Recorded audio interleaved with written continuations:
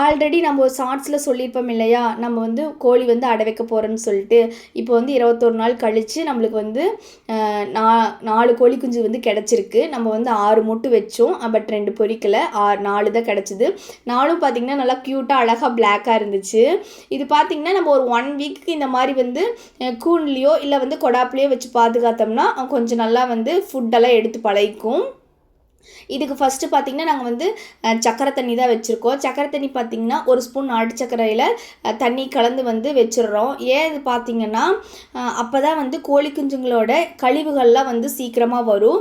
இந்த தண்ணி பார்த்திங்கன்னா நம்ம வந்து 2 நாளைக்கு மட்டும் வச்சா போதும். அதுக்கப்புறம் வந்து நம்ம வந்து நார்மல் வாட்டர் வந்து கோழிகளுக்கு வச்சுக்கலாம். நம்ம ஃபுட்டுமே பார்த்திங்கன்னா கோழி தீவனமும் கம்பும் வந்து நம்ம கொடுத்துருக்குறோம். இது பார்த்திங்கன்னா ஒரு 1 வீக்குக்கு இந்த மாதிரி வந்து நீங்கள் வந்து கொஞ்சம் தனியாக நம்ம பாதுகாத்து வச்சிட்டோம்னா அதுக்கப்புறம் அது வந்து வெளியே விடும்போது மற்ற கோழிகளோடவும் நல்லா வந்து சர்வே பண்ணும். பாய்.